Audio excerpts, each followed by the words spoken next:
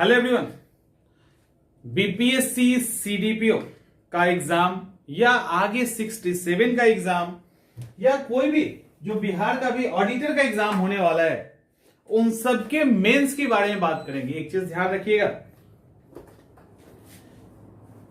इस दुनिया में गिड़गिड़ाने से, अपने आप को कमजोर बताने से कुछ नहीं मिलने वाला है। कुछ नहीं मिलने वाला है कि हम कमजोर स्टूडेंट हैं, गरीब स्टूडेंट हैं, सरकारी स्कूल में पढ़े हैं, थोड़ा कम बनाए हैं, क्वेश्चन मुश्किल आ गया, क्वेश्चन टफ आ गया, कोई नहीं सुनने वाला है। समझ में आ रहा है? कोई नहीं सुनने वाला है। ये दुनिया जो है ना, और ये जो प्रतियोगिता है, गला काट प्रतियोगिता है। आपके दोस्त ही एग्जामिनेशन हॉल में बोलेंगे भाई तुम 5 क्वेश्चन कम बनाओ, हमको 5 क्वेश्चन एक्स्ट्रा बना दे तो हमको पास करना है। आप भी नहीं छोड़ेंगे। आप कोई मेजर एक्सीडेंट हो गया, कई कारण से एग्जाम नहीं दे पाते हैं, गिड़गिड़ाते रहिए आयोग के सामने, आयोग नहीं सुनेगा आपको नेक्स्ट अटेम्प्ट नहीं मिलना है। कहने का मतलब यह है कि खुद को कमजोर बता के सामने वाले से उम्मीद आप नहीं कर सकते हैं। यह ध्यान रखना, खुद को मजबूत करना ही पड़ेगा। और आपके पास जो खुद को मजबूत करने का ढाल है वो है आपकी मेहनत, उसके प्रति ईमानदारी, लगन, और ये होता है तो रिजल्ट आते हैं। तो किसी भी तरह का एक्सक्यूज, क्लास के दौरान भी हम इस बात को कहते हैं, किसी भी तरह का एक्सक्यूज का कोई मतलब नहीं। आपने पढ़ाई की, ये गलती हो गया, ये गड़बड़ी हो गई, लास्ट टाइम में फलाना हो गया, ढिमाका हो गया, कौन सुनेगा? आपका आंसर शीट जा चुका है, चेक कर रहे हैं वो लोग, नहीं सुनेंगे। तो इसीलिए बेहतर है कि एक प्रॉपर प्लानिंग के साथ, एक मजबूती के साथ, डेडिकेशन के साथ आप टूट पड़िए। अभी इस वीडियो में हम लोग बात करेंगे मेंस की, क्योंकि ऑब्वियसली आप लोग में से बहुत स्टूडेंट जिनका अच्छा नहीं गया है वो घायल हैं, आहत हैं, तरह तरह की चीजें निकलेंगी बाहर, लेकिन कोई मतलब नहीं है उसका। ये लिख के रख लो, कोई मतलब नहीं है उसका, वो आपको और ऑलरेडी तोड़ेगी। उससे बेहतर है कि उस गुस्से को जो है ना मेहनत में बदल दीजिए, तो कुछ निकलेगा फ्रूटफुल। यहां पे हम लोग मेंस की बात कर रहे हैं।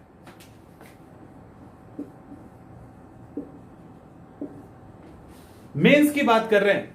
एग्जामिनेशन प्रीलिम्स जिनका निकल रहा है, जिनका निकल चुका है ऑडिटर वाले का, या जो आगे देने वाले। देखिए, मेंस एग्जाम बहुत ही अहम होता है,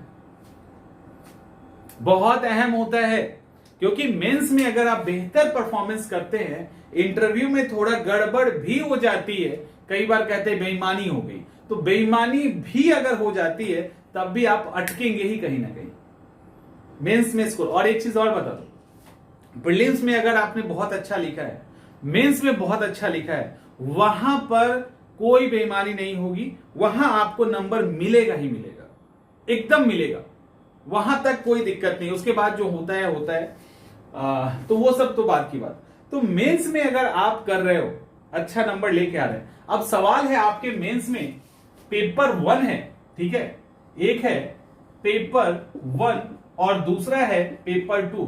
इसमें सेक्शन ए है, बी है और सी है। उसी तरह से इसमें भी सेक्शन ए है, बी है और सी है।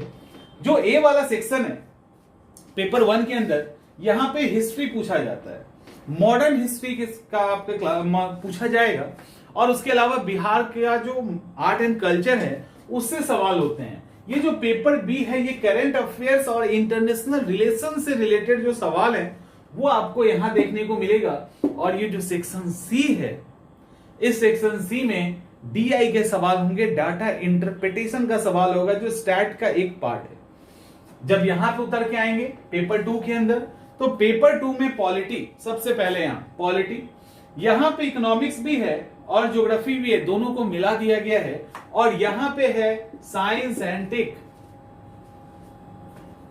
राइट, यहां पे है साइंस एंड टेक। अब पहले इसको देखते हैं। यहां पे एक चीज देखो कि सवाल कहां से कैसे आएंगे। पहले पेपर 2 देखते हैं। जो इकोनॉमिक्स और ज्योग्राफी है ना, पेपर 2 का जो सेक्शन है, इस इकोनॉमिक और ज्योग्राफी के अंदर जो सवाल आते हैं 90% वो इकोनॉमिक्स के सवाल होते हैं। ज्योग्राफी का सवाल, जो टिपिकल ज्योग्राफी का सवाल कहेंगे, फिजिकल ज्योग्राफी का, वो हार्डली एक सवाल होगा या नहीं होगा। ज्योग्राफी से हार्डली एक सवाल आएंगे या नहीं आएंगे। कई बार कुछ लोग ये भी कहते हैं सर कोई ऐसा सेक्शन जिसको छोड़ के अगर निकाला जा सके, क्या ये संभव है? तो आपको अगर छोड़ के निकालना है तो आप ज्योग्राफी को छोड़ सकते हैं। एक बात कह रहा हूं मैं, नहीं छोड़ना चाहिए, सिलेक्टेड सवाल आते हैं आप उसको कर लोगे। तो आपको इकोनॉमिक्स से ही सबसे अधिक सवाल आएंगे।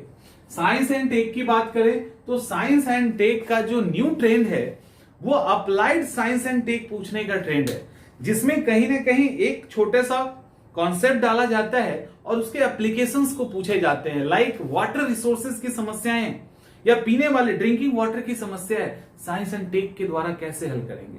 ट्रैफिक की समस्या है, कैसे हल करेंगे? कोविड जैसी इस तरह की संक्रामक बीमारी भविष्य में हो सकती है, साइंस एंड टेक से कैसे दूर करेंगे? बायोटेक से सवाल हो सकता है। इसके अलावा साइंस एंड टेक की उपयोगिता क्या है उससे। तो यहां पे बेसिकली जो अप्लाइड साइंस एंड टेक है ना, जिसका हमारे दैनिक जीवन में प्रयोग है उस पे, लेकिन और इसको इसका आंसर एकदम सिंपल तरीके से लिखना है। लेकिन यानी कोई भी लिख सकता है, जो न्यूज़पेपर पढ़ रहा होगा ना सही से वो इसको लिख सकता है, लेकिन यहां पे कुछ टर्म्स होते हैं उसको क्लियर करने के लिए पढ़ना होता है, उसको पढ़ना होता है। और ये जो टर्म्स होते हैं इसके अंदर कुछ फैक्ट्स, उस जगह पे आपको कुछ फैक्ट्स भी ऐड करने पड़ते हैं, क्योंकि फैक्ट्स ऐड करना जरूरी। फैक्ट्स आप ऐड नहीं करेंगे ना तो आपके आंसर में ऑब्जेक्टिविटी नहीं आएगी। अभी हाल की एक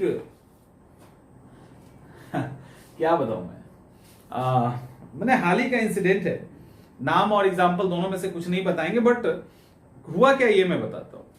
बहुत ही बेहतर तरीके से आंसर को प्रेजेंट किया गया, बहुत बेहतरीन आंसर प्रेजेंट किया गया।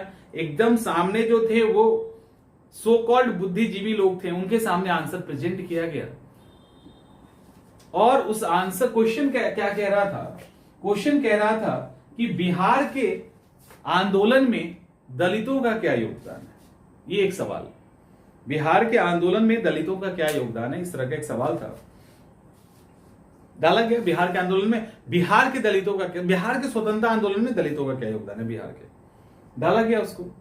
लेकिन जब चेक करने के लिए गया, और आंसर बहुत अच्छा लिखा हुआ था, मैंने देखा, चेक करने के लिए जब गया तो वहां पे अलग अलग तरह के फैक्ट्स, ये क्यों नहीं डाला गया, वो क्यों नहीं डाला गया, ये क्यों नहीं डाला गया।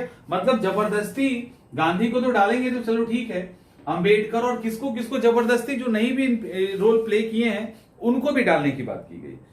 रेफरेंस की बात की कहां से लिखा गया भाई, तो पता चला कि अच्छा मैंने स्टैंडर्ड किताबों को यूज किया गया है, तो ये किताब से लिखने से कैसे होगा, फलाना किताब को उठाना चाहिए, ये उठाना चाहिए। एक्चुअली उनकी नॉलेज काफी सीमित थी, उनके ऑब्जेक्टिविटी के साथ ये आंसर जो इनका था, जिन्होंने आंसर लिखा वो मैच नहीं किया, और जब मैच नहीं किया वहीं पे इन्होंने उंगली उठा दी। एक बढ़िया लिखा हुआ आंसर पे उंगली उठ गया और उन्होंने बोला तुमको ये पर्टिकुलर कंटेंट उसमें ऐड करना चाहिए जो उनके ऑब्जेक्टिविटी से मैच कर रहा था। तो कहने का मतलब ये है कि आप जब साइंस एंड टेक का या किसी इंटायर मेंस के अंदर आंसर लिखें तो ध्यान रखिएगा कुछ औसत फैक्ट्स भी लिखने का। ये बड़ा ही गूढ़ मंत्र मैं बता रहा हूं, समझ में आ रहा है? एकदम से औसत फैक्ट्स जो होते हैं ना, कुछ जरूर डालिएगा, क्योंकि नहीं डालिएगा, चेक करने वाले अगर उस टेम्परामेंट के नहीं हुए, उस लेवल पे नहीं हुए, तो आपके ये औसत फैक्ट्स ही आपको बचाएंगे। ये ध्यान रखना, समझ में आ रहा है?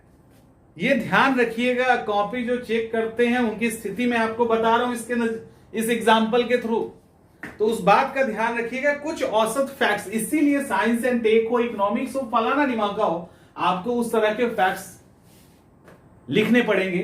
तो ये इंपॉर्टेंट है, क्योंकि तभी जाके आप उनके ऑब्जेक्टिविटी के साथ मैच करोगे। हाई लेवल की चीजें जब लिखने लगेंगे ना, उड़ जाएगा कभी कभी आंसर, तो उसका ध्यान रखना है। उसको क्या करना है वो भी मैं अभी इस वीडियो में डिटेल में बात करेंगे।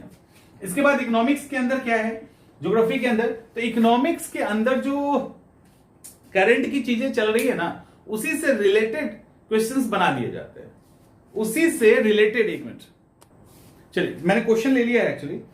इसमें जैसे देखिए कैसे कर दिया गया है कि भारत में खाद्य सुरक्षा की आवश्यकता की आलोचनात्मक परीक्षण कीजिए। खाद्य सुरक्षा, फूड सिक्योरिटी क्यों जरूरी है? आप डेली न्यूज़पेपर पढ़ेंगे तब भी समझ में आ जाएगा कितनी भूखमरी है, कितनी गरीबी है, माल न्यूट्रिशन की कितनी समस्या है, दुबलापन और बौनापन और एनीमिया की कितनी दिक्कत है, कितने लोग खाना खरीद सकते हैं, फलाना ढिमाका, तो समझ में आ रहा है ना। लेकिन ये तो कोई भी लिख ले, मान लो चलो जो डेली अवेयर है और जो मैं एक उस तरह से किताब पेपर को पढ़ता है वो भी लिख लेगा। आपको क्या करना है, आपको कुछ इसके अंदर फैक्ट्स डालने हैं जो वो भाई साहब जो आपका पेपर चेक करेंगे ना उनके साथ थोड़ा मैच कर जाए, तो वो जो है वो चीजें डालनी है। तो ये अप्लाइड टाइप का सवाल आया।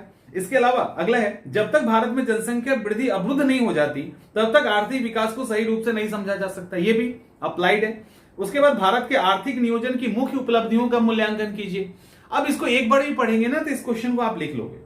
तो इस तरह के सवाल ज्योग्राफी के अंदर आपसे पूछे जा सकते हैं। तो अप्लाइड ज्योग्राफी ज्यादा है और वहां से आपको कुछ कंटेंट जमा करके करंट डाटा के साथ आपको दे देना है।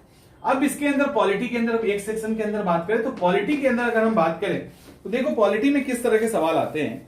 पॉलिटी में जैसे देखिए, भारतीय संविधान अपनी प्रस्तावना में भारत को एक समाजवादी धर्मनिरपेक्ष लोकतांत्रिक गणराज्य घोषित करता है। इसके क्रियान्वयन के लिए कौन कौन से उपबंध किए गए, मतलब भारत डेमोक्रेटिक कैसे है, रिपब्लिक कैसे है और सोशलिस्ट कैसे है, तो ये आप बताइए कि कैसे कौन कौन से आर्टिकल है, कैसे हमारा जो कॉन्स्टिट्यूशनल हेड है वो चुना जाता है, कोई भी जा सकता है, कोई पर्टिकुलर कास्ट नहीं जाएगा, कैसे डेमोक्रेसी है, कैसे रिपब्लिक है। तो इस तरह की जो चीजें पूछी गई आपको इसके चीजों को सीधा सीधा लिख देना है, कुछ नहीं करना है, कोई भी क्रिटिसिज्म नहीं, कुछ भी नहीं करना है। इसके अलावा भारतीय राजनीति में राज्यपाल की भूमिका अब नहीं आना चाहिए, ब्लैकलिस्टेड सवाल है, तब भी मान लो ये पूछा गया है। क्यों पूछा गया, क्योंकि उस समय हंगामा हुआ था और अभी भी हो रहा है। बहुत अधिक राजनीतिक दल भारतीय राजनीति के लिए अभिशाप है, यानी बहुत अधिक पार्टी जब बन जाती है तो दिक्कत होती है। तो इन सब तरह के सवाल यहाँ पे, यानी अप्लाइड ज्योग्राफी के सवाल के साथ साथ जो जैसे आप कैसे करोगे, केंद्र राज्य संबंध कर लेना है, फंडामेंटल राइट क्या है और उसकी क्या विशेषताएं हैं, फंडामेंटल ड्यूटी में क्या कमियां रह गई और क्या है, डीपीएसपी फंडामेंटल राइट के कंपेयर करेंगे, राष्ट्रपति के पावर, प्रधानमंत्री के पावर, संसद के काम, कुछ इमरजेंसी के दौरान जो क्वेश्चंस आते हैं, संविधान संशोधन क्या है, संविधान की विशेषताएं, हमारे यहाँ डेमोक्रेटिक सरकार है उसकी क्या विशेषताएं, संसदीय प्रणाली की क्या विशेषताएं, अध्यक्षात्मक क्या क्या विशेषताएं। इस तरह के जो सवाल है ना, इस तरह के कुछ सवाल, इलेक्शन के अंदर जो गड़बड़ियां हैं लाइक ब्लैक मनी, धर्म, अपराधीकरण, तो इस तरह का भी अप्लाइड सवाल। तो अप्लाइड और जो कन्वेंशनल चल रहा है उसको मिला के इकोनॉमिक्स को आपको तैयार कर लेना है। तो यहां से आप पॉलिटी को कर लेना है तो आप पॉलिटी कर लेंगे, ठीक है। अब देखो मॉडर्न हिस्ट्री, तो यहाँ पे कुछ खास है नहीं। यहाँ पे एक सवाल तो आना ही है बिरसा उरसा टाइप का, बिरसा मुंडा, संथाल उथाल टाइप का एक सवाल आ जाता है अक्सर, हाँ। और नेशनल मूवमेंट से सवाल आ जाएगा, बिहार के राष्ट्रीय आंदोलन, महिलाओं की भूमिका, छात्रों की भूमिका, फलाना डिमाका टाइप का एक सवाल होगा और एक आर्ट एंड कल्चर से सवाल होगा, हो गया।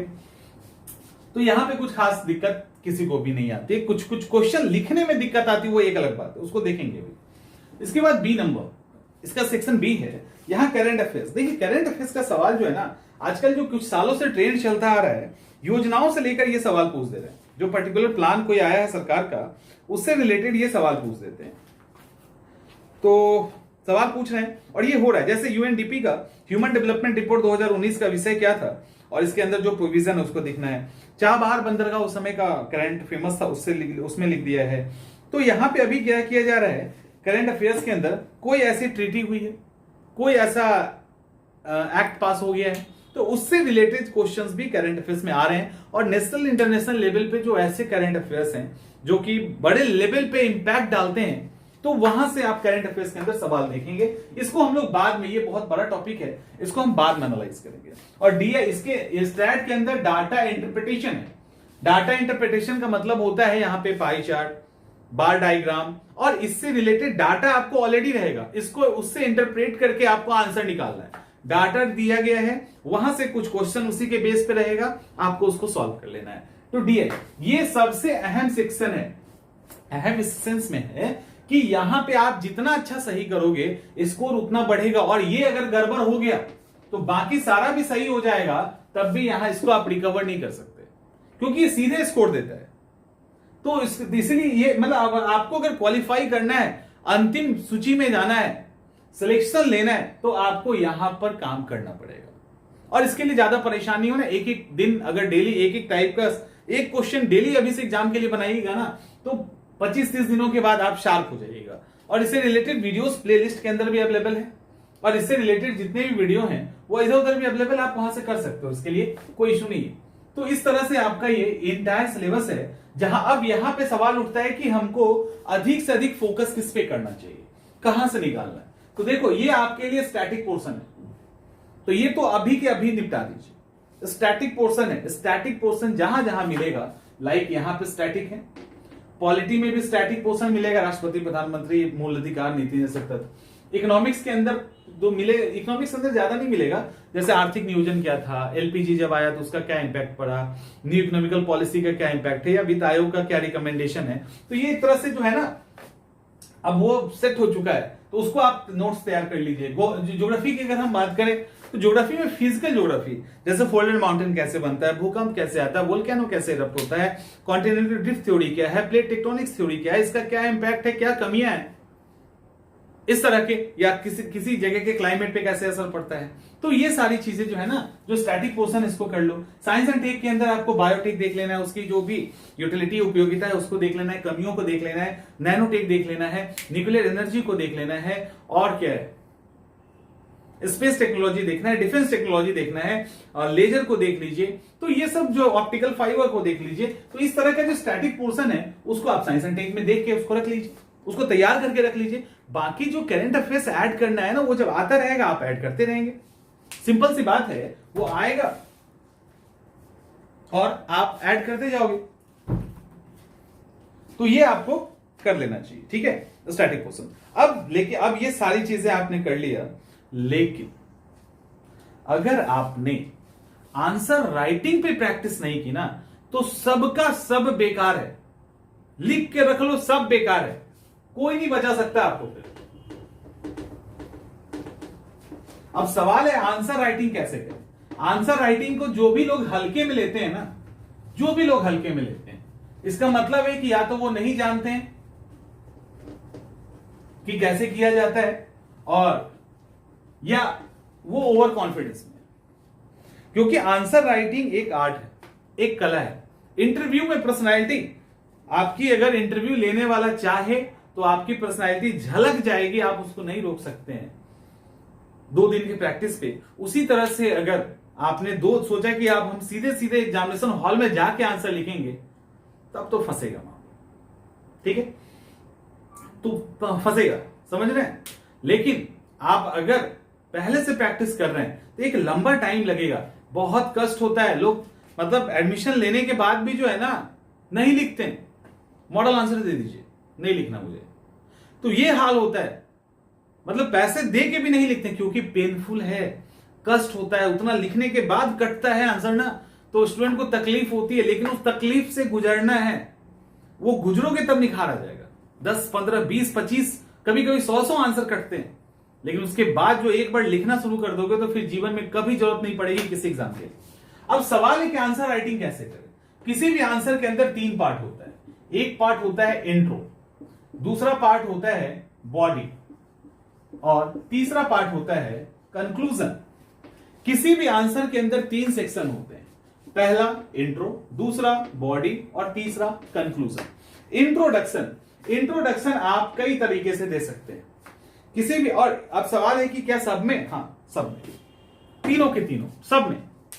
हर सवाल में अगर नहीं भी आपको लगता है 2 ही लाइन का, बट इंट्रोडक्शन दीजिए, क्योंकि इंट्रोडक्शन के लिए अलग नंबर होता है, बॉडी के लिए अलग नंबर होता है, और कंक्लूजन के लिए अलग नंबर होता है। तीनों के लिए नंबर अलग अलग होते हैं, ठीक है। अब सवाल उठता है कि इंट्रोडक्शन कैसे। देखिए, इंट्रोडक्शन आप लच्छेदार भाषा में भी लिख सकते हैं। इंट्रोडक्शन अगर नहीं आता है तो आप स्ट्रेट फॉरवर्ड भी लिख सकते हैं, जैसे होम रूल लीग आंदोलन को क्या समझते हैं फलाना ढिमाका, तो आप लिख सकते हो कि होम रूल लीग आंदोलन सबसे पहले तिलक जी के द्वारा स्टार्ट किया गया था, बाद में फिर एनी बेसेंट ने फलाने तारीख को स्टार्ट किया। इसका उद्देश्य था स्वराज प्राप्त करना, डोमिनिस्ट्रेट या स्वराज करना। हो गया, सविनय अवज्ञा आंदोलन लिख दिया straight forward. Plate tectonics theory लिख दो, हरिदास महोदय ने दिया था। इसमें हम प्लेटों के द्वारा अध्ययन करते हैं और उसके द्वारा जो ज्योग्राफिकल एक्टिविटीज होती है उसको हम उसका निर्धारण करते हैं या उसको हम जानने का प्रयास करते हैं। हो गया, तो इंट्रोडक्शन। अब इंट्रोडक्शन के अंदर क्या होता है एक्चुअली, अच्छा इंट्रोडक्शन क्या होता है, अब आंसर हम शेयर करेंगे आपके साथ। अच्छा इंट्रोडक्शन उसको कहते हैं जिसमें आप क्या नीचे लिखने जा रहे हो उसकी एक झलक दिख जाए। कई बार क्या होता है, इंट्रोडक्शन देख के ही सामने वाला समझ लेता है कि ये बंदा क्या लिखने वाला है, ये शख्स क्या लिखने वाला है, इसके अंदर डेप्थ कितनी है ये वो समझने लगता है। समझिए इस बात को, इसके अंदर डेप्थ कितनी है ये बात वो समझने लगता है। तो इंट्रोडक्शन में एक तरह से सब दिखना चाहिए, लेकिन अगर नहीं आता है तो आपको स्टार्ट स्टैटिक पोर्शन से करना चाहिए, बट इंट्रो लिखना चाहिए, पहली बात। उसके बाद बॉडी के अंदर क्या होता है, इसके अंदर वो सारी मटेरियल होती है जो क्वेश्चन डिमांड करता है। जैसे मान लो कि कहा जाए कि गांधी युग की विशेषताओं का आलोचनात्मक वर्णन करें, या भारत में राष्ट्रीयता के विकास का आलोचनात्मक वर्णन करें। अब यहां पे क्या होगा, एक तो राष्ट्रीयता का जो विकास है उसको भी लिखेंगे और उसकी आप बाद आलोचना भी करेंगे। ठीक है, अगर यहां सवाल ये पूछ दे कि प्रायद्वीपीय नदी और हिमालय नदी की विशेषता और अंतर को स्पष्ट करें, तो आपको जो हिमालय नदी है उसकी विशेषता भी बताना पड़ेगी और अंतर भी बताना पड़ेगा। जो प्रायद्वीपीय नदी है उसकी भी विशेषता बतानी पड़ेगी और अंतर बताना पड़ेगा। तो बॉडी में वो सारी चीजें होती है जो एक क्वेश्चन में डिमांड किया जाता है। अब यहां पे देखो, अब सवाल है कि इस बॉडी, ये जो बॉडी है ना, ये जो बीच का हिस्सा होता है कंक्लूजन इंट्रो के बीच का, उसको बॉडी कह रहे हैं। अब यहां पे देखिए, यहां पे आपसे तरह तरह के सवाल पूछ सकते हैं। जैसे यहां पे अगर आपसे पूछे कि गांधी युग क्यों कहा जाता है, तो आप लिखोगे गांधी जी के आने के बाद बहुत सारे चेंजेस आए, सत्याग्रह आया, लोगों का इंपॉर्टेंस समझा गया, उसके अलावा इन्होंने विराम संघर्ष की रणनीति अपनाई, तो कई सारे थी। अब उसको आप टू दी पॉइंट डील कर देंगे। सवाल आपसे पूछे ये कि आप पूर्वी घाट और पश्चिमी घाट के बीच अंतर को बताइए, तो आप यहां पे पूर्वी घाट लिखेंगे, आप यहां पे पश्चिमी घाट लिखेंगे और ऐसे करके एक एक पॉइंट में डील करते चले जाएंगे। ठीक, आपसे अगर ये पूछे कि मूल अधिकार की विशेषताओं को बताएं, फंडामेंटल राइट की विशेषता को बताएं, तो आप क्या लिखोगे, यहां पे आप सीधे बुलेट फॉर्म में लिखना शुरू करेंगे, सीधे बुलेट फॉर्म में लिखेंगे। समझ में आ रहा है? और वही मतलब क्या, गांधी जी के बारे में बताया तो आप पूरा पहले लिखोगे सत्याग्रह, अहिंसा, साध्य और साधन की पवित्रता, सर्वोदय, ये सब यूनिक चीजें थी जो इन्होंने ये लेके आए, और उसके बाद उसको आप डील करेंगे। लेकिन अगर आपसे पूछे फंडामेंटल राइट की विशेषता क्या है, आप सीधे कहोगे ये नकारात्मक होती है, कुछ ना कुछ करने से रोकती है, ये मतलब बाय डिफॉल्ट हमें मिला हुआ है, नहीं मिलने पे सुप्रीम कोर्ट हाई कोर्ट पे रिट जारी करने के लिए हम बोल सकते हैं, फलाना ढिमाका टाइप का सीधा आप बोल सकते हैं, जुडिशरी के द्वारा फोर्सेबल है, तो ये बोल सकते हैं। और यहां पे जैसे ही पूर्वी घाट, पश्चिमी घाट, हिमालय नदी या प्रायद्वीपीय नदी का अंतर करें, तो ये आपके जो क्वेश्चन का जो बॉडी का पार्ट है ना, ये बहुत ही अहम होता है। यहां पे आप जितनी खूबसूरती से इस क्वेश्चन इसको प्रेजेंट कर सके, जितनी खूबसूरती से प्रेजेंट कर सके, यहां पे आपको फ्लो चार्ट्स बनाने चाहिए, ताकि एक जो चेक कर रहा हो ना, अक्सर तो उम्रदराज लोग होते हैं तो चश्मा उनको बहुत ऊपर नीचे ना करना पड़े। आप अब फ्लो चार्ट के लिए आपका डिजाइन जो है वो ऐसे भी हो सकता है, फ्लो चार्ट के लिए आपका डिजाइन कुछ ऐसे भी हो सकता है, फ्लो चार्ट के लिए आप इस तरह का क्लाउड भी बना सकते हैं। वो आप पे डिपेंड करता है कि आप बनाना क्या चाहते हैं, कैसे उसको डिजाइन करना चाहते हैं। फ्लो चार्ट आप ऐसे भी बना सकते हैं, इसके अंदर भी लिख सकते हैं। इसके अलावा मान लो कि जहां कहीं जरूरत हो गई, जहां कहीं आपको जरूरत हुई कि हमको थोड़ा सा इंडिया का मैप डालना है, हमको लद्दाख दिखाना है या हमको तमिलनाडु दिखाना है, तो आप क्या करेंगे, पूरा इंडिया का मैप बनाओगे, इतना टाइम थोड़ी ना है, आप बस खींच दीजिए इसको। या आपको और अच्छा से डिजाइन करना है तो आप ऐसे कर दीजिए बस, और यहां पे दिखा दीजिए तमिलनाडु केरल का जो भी दिखाना है।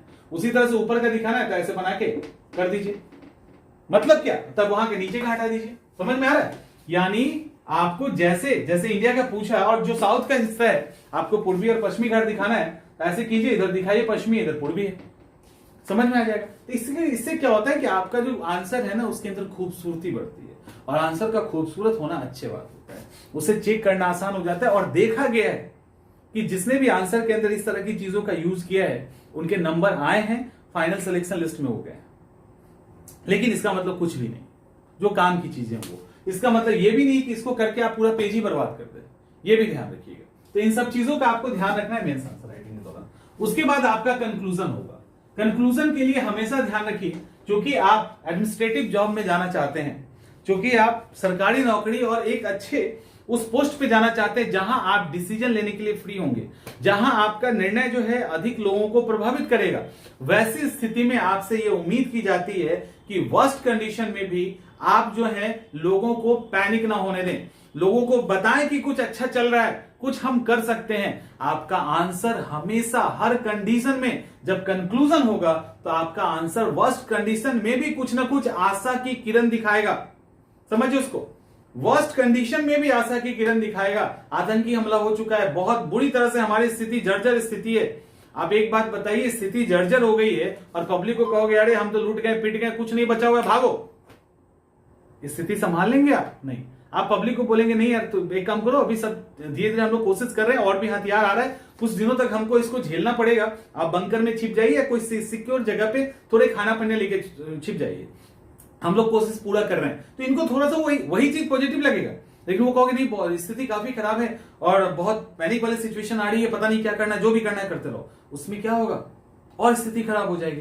तो मतलब एक सिविल सर्वेंट से या एक इस तरह के पोस्ट वाले से ये उम्मीद की जाती है कि आप जो है लास्ट टाइम में भी उम्मीद को जिंदा रखें, और इसके लिए आपको कंक्लूड जो करना है वो एक पॉजिटिव वे में करना है। आपको दिखाना है कि हाँ, हम दिखाना है कि कुछ मान लो एकदम वर्स्ट कंडीशन भी है ना, तब भी आपको दिखाना है कि नहीं, जैसे चाइना के साथ लड़ाई हो जाए, हम बिल्कुल हारने की स्थिति में, तब भी हम दिखाएंगे कि नहीं हम लगातार उस पर काम कर रहे हैं और हमारा जो ये पर्टिकुलर मिसाइल है, हमारे साथ जो ये देश है ये लगातार कॉपरेट कर रहे हैं, आर्म्स भेज रहे हैं, कुछ ही दिनों की बात है, हम उस पर जल्दी ही इस लड़ाई में हम भी एक मजबूत टक्कर देने की स्थिति में आ जाएंगे।